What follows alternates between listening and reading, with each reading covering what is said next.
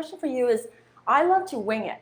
I feel like I'm the strongest when I walk into a room not knowing what's happening next. I feel like I just want to wing it, and I've done it really well.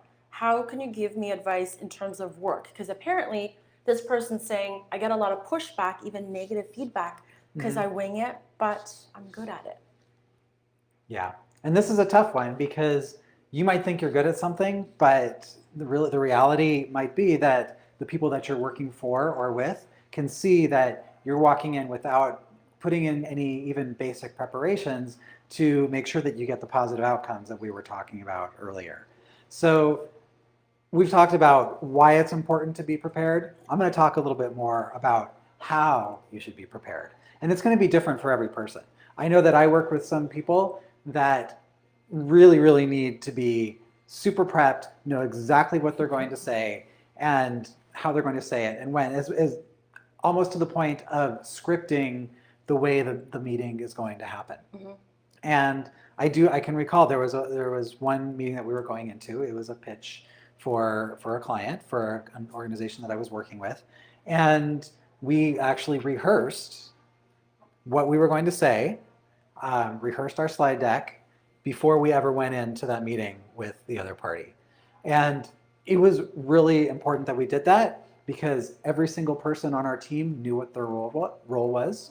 And we ultimately got the work, which I think that's proof that the preparation works. And this is why.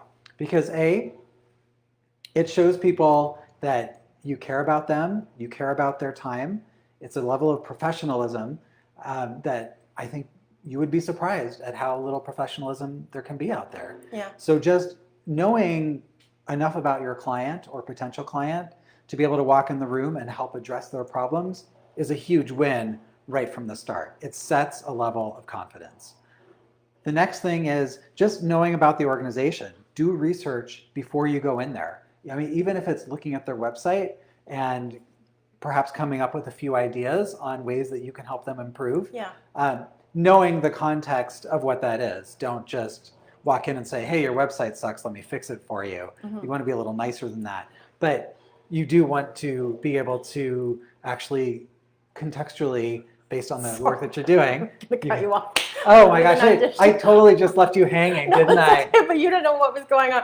Sorry, guys. She's okay, like making eyes at me. Yeah. Okay, so to add to that, I absolutely agree because charm, the charm we have as kids, as young adults, and you're smart and you're charismatic, can only go so far. This is how I see really charming, smart people after their 20s or 30s really struggle.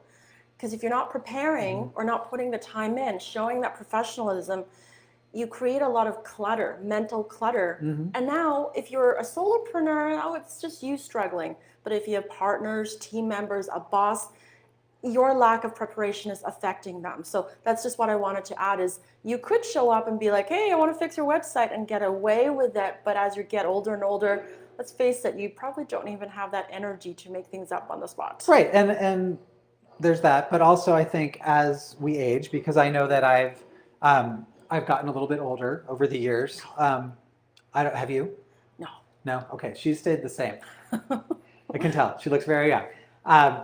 As I've gotten older over the years, one thing I've recognized is that people look to me to be the voice of experience. So if I can't back that up with experience, I am not going to get that level of trust. And I have seen that personally in times when I have not been prepared. Exactly. And so there have been learnings for me of do that basic cursory research.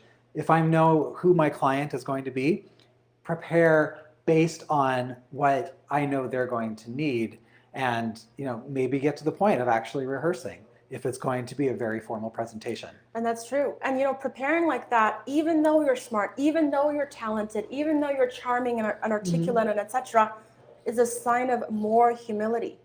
Absolutely. And humility is a sign of strength. If you can be so strong, you're willing to be humble and put in the time extra beforehand, win, win, win. Totally agree.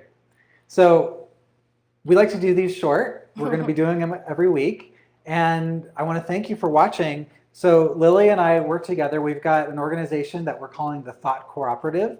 And so in conjunction with our friends at the Creative Hive, we are doing these Lunchbox slides every Friday at noon Mountain, which is 11 Pacific, right? Yeah, going that way. And 2 o'clock on the East Coast, which isn't really quite lunch for you guys, but we're going to call it Lunchbox Live anyway because it's lunchtime where we are.